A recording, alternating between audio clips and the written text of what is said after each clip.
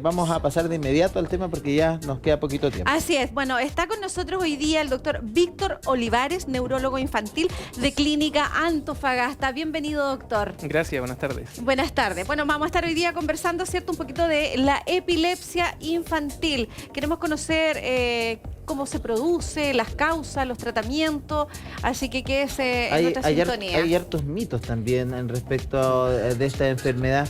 Muchas veces hay crisis que no necesariamente tienen que ver con una epilepsia crónica o con instancias que se proyecten en el tiempo, pero sí hay convulsiones, hay situaciones que llevan a convulsión, a veces fiebre o una serie de problemas, pero que no necesariamente es perdón, ¿cómo se llama? Epilepsia. Una epilepsia.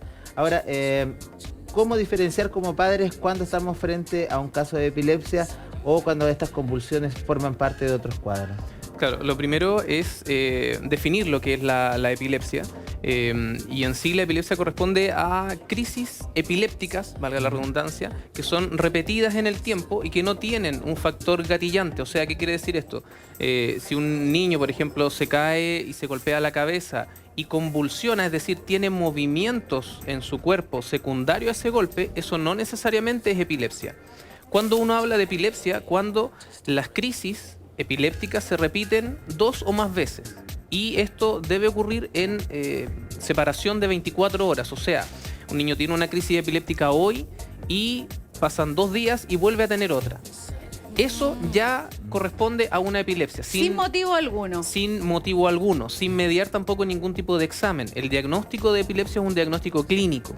Y de ahí la importancia de que los papás, cuando los niños tengan algún evento que les parezca raro, que les parezca extraño, poder grabarlo. Ahora todos los celulares tienen cámara y por lo tanto es mucho más fácil registrar eso en video y tratar de recordar cuándo partió, qué estaba haciendo, en qué horario fue, etcétera, etcétera. Porque eso va a ser lo que en definitiva nosotros vamos a ir a preguntar y a veces los papás se olvidan. Claro que porque sí. el evento es cortito, pero para ellos dura una eternidad. Entonces es re importante tener al menos un registro. Doctor, en este sentido, no necesariamente a veces tiene que haber movimientos exagerados. A veces hay instancias de convulsión donde el niño como que queda ido. Pegado. Y es, claro, como que queda Exacto. pegado sin movimiento. ¿Es también quizás una crisis también? Claro.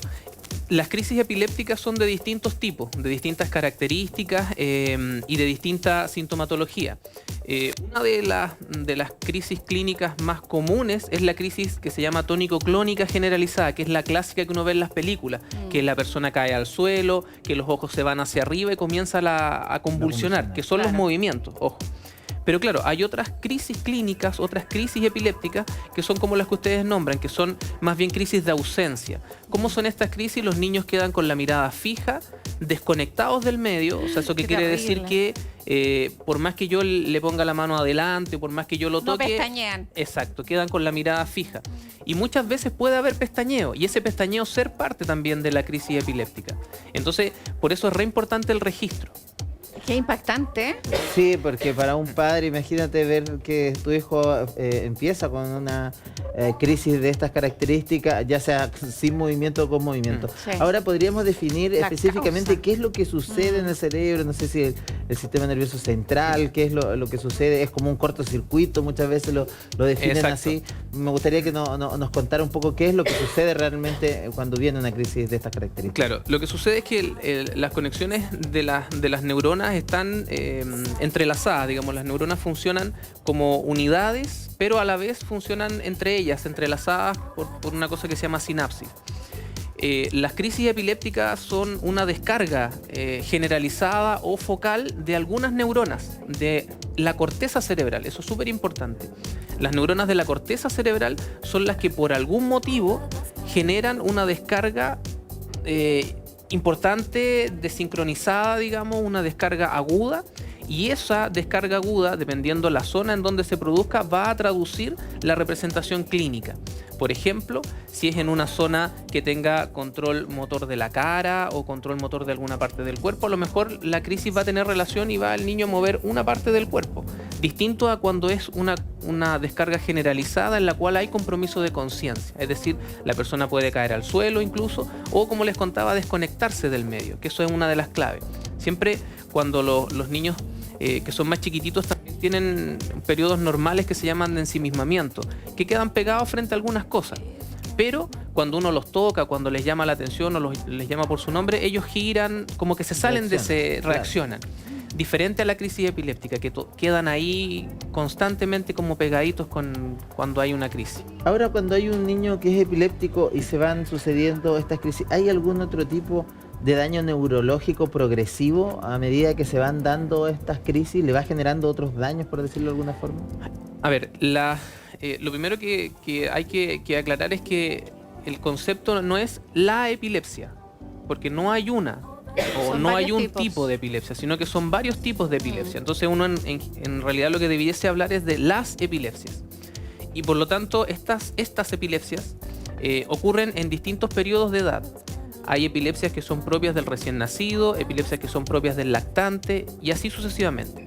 Y de aquellas hay algunas que son muy malas porque producen retraso del desarrollo psicomotor en los niños y por lo tanto la pesquisa y el tratamiento rápido es súper importante. Pero hay otras que son más benignas y que tienen una edad en la cual se presentan y en la cual terminan. Y por lo tanto, hablar de epilepsia es un tremendo tema. No es... Es muy amplio. Sí, es un muy tema amplio. súper amplio. Doctor, ¿y cómo podemos reaccionar ante un bebé recién nacido? Peor aún porque Es riesgo que se caiga, son tan delicados. No, claro, o sea, son muchos los riesgos, como dice Juan Andrés, pero también cómo reconocer que un bebé tan pequeñito ya está con este tipo de problemas. Claro, una de las cosas importantes aquí son los controles de niños sanos que se hacen en los consultorios, etcétera. Porque la pesquisa precoz de todas estas cosas ocurre ahí. Nosotros como especialistas vemos ya al niño cuando se ha pesquisado alguna alteración o alguna cosa rara, sobre todo en movimientos, en que el niño a lo mejor no despierta muy fácil o duerme más de la cuenta, etcétera. Y ahí nos derivan a nosotros y nosotros ya empezamos a hacer una historia mucho más acabada en cuanto a buscar si es que hay algún síntoma de alarma. Y ahí, si se encuentra eso, empezar rápidamente el tratamiento, que como les digo es lo más importante. A la vuelta vamos a estar Sí, hablando de tratamiento sí. precisamente que deben ser tan amplios como los tipos de epilepsia que existen. Así es, vamos a una